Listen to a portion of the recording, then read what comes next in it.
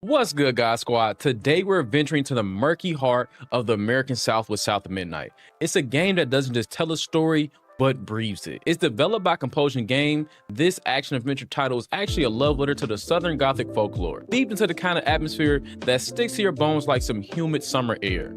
The game did receive a 77 on Metacritic, but we gotta stop with the narrative that when a game receives a 70 or something along those lines, it's considered bad, trash, or absolutely ass. Because most AAA titles don't even get a chance to see that, let alone see a 77. But nonetheless, I think Compulsion Games did an amazing job, and no, I did not get paid to say that. Some of y'all think I got paid to say nice things about Assassin's Creed Shadows when I genuinely love the game.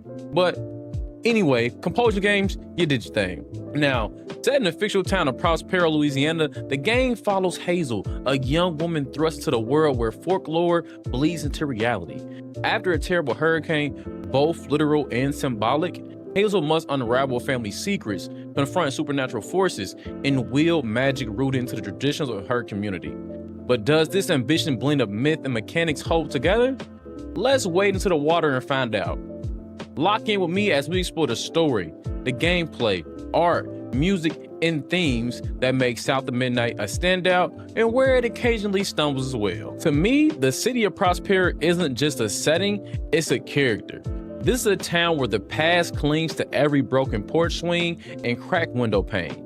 Compulsion Games has crafted a world that feels damn near alive, where the tree sways feel like ghosts and the air hums with cicadas and secrets. The Southern Gothic vibe isn't just an aesthetic, it's woven into the DNA of this story. The inciting event, a hurricane that devastates Prospero, is both a natural disaster and a metaphor for the storms we carry within. Hazel's quest to save her mother becomes a journey through the wreckage of her family's history, where every relic and ruin tells a story of resilience and regret. And honestly, y'all, the monsters here aren't generic fantasy fare or the usual mythology we see in the East like in other titles and other games. They're deeply tied to the Southern folklore, and that's something we rarely see, especially I'm from Ohio, so you feel me? I'm from the US. We really don't get a lot of mythology about our stuff. It's mainly Greek mythology, Roman mythology, or something made up. So seeing something rooted in American folklore is pretty cool. But we can talk about, Two-Toed Tom. He's a vengeful spirit born from a local legend about a man-eating alligator. Or the Rougarou, which is a Cajun take on a werewolf myth, representing the beast within those who've endured trauma.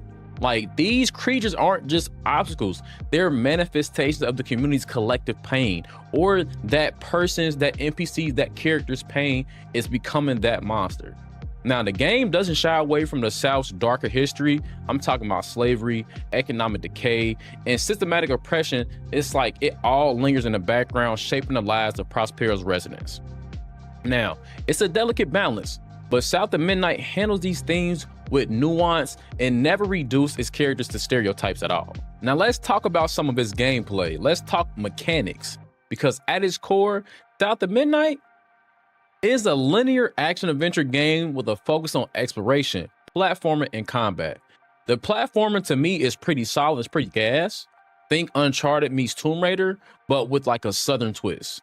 You'll scramble up crumbling levees, you'll shimmy across rusted train tracks, and you'll navigate flooded ruins. It's familiar, but satisfying, especially when the environment tells a story. Oh, it's a little thing from that. Now, the combat revolves around Hazel's intricate weaving magic system, a unique blend of martial arts and mystical manipulation.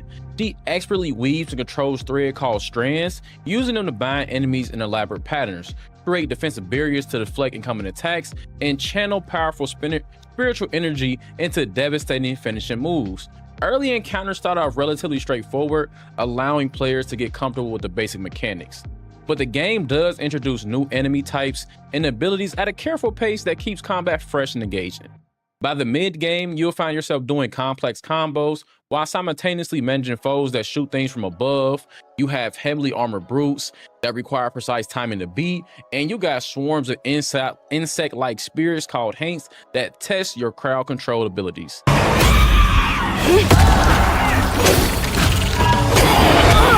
Bro, how the fuck am I supposed to... I will say the game does take its time finding its combat groove, with the early hours restricted to basic 3 to 4 hit combos. And that's okay. Those patterns are somewhat repetitive, especially with the early enemy encounters. However, once you progress further into the story and begin unlocking more advanced abilities in the skill tree, the combat system truly comes to its own, offering a much more nuanced and satisfying experience for most combat enjoyers. I will say that myself. Honestly, if you want more of a challenge, play it on the hardest difficulty. That will help you as well. But let's talk about some of these boss battles, because they are the centerpiece of the game's combat system. Each encounter feels like a stepping stone into the pages of Southern legend come to life, demanding not just quick reflexes, but careful strategy and precise timing. Like, these confrontations serve as an intense test of everything you learn, while introducing unique mechanical twists that keep you on your toes. For example, when you are playing against Two-Toe Tom, he requires you to carefully observe and exploit his telegraph lunge attacks, dodging at just the right moment to create openings for counterattacks. Meanwhile, the Rougarou presents an entirely different challenge, forcing you to master the art of reading and anticipating its patterns. Each time a health bar is taken down, one of the movesets of the boss change a little, like in other titles and other gameplays. But these fights aren't just visually spectacular set pieces with some pretty good animation and effects.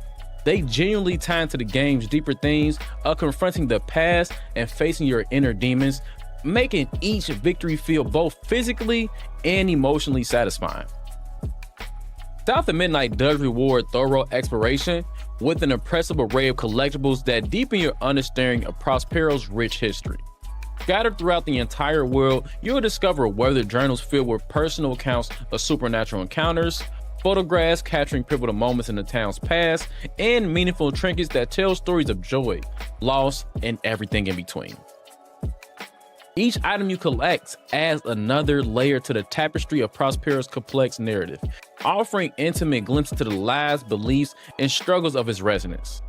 But beyond the narrative rewards, people who actually spend time exploring, who actually spend time navigating that wonderful world, you will find valuable gameplay upgrades hidden in optional areas, from green crystals, I forgot the name of them, don't judge me, that extend Hazel's health meter, to flutes that strengthen her thread weaving abilities that you will need in combat. This thoughtful placement of both story content and practical improvements create a compelling incentive for players to venture off the beaten path and investigate every corner of the Prospero's world. I didn't mean to upset you. I had no idea. Ooh! Stop, please, it's Hazel. You don't have to let this consume you. I can help you. Motherfucker said it's a Pokemon.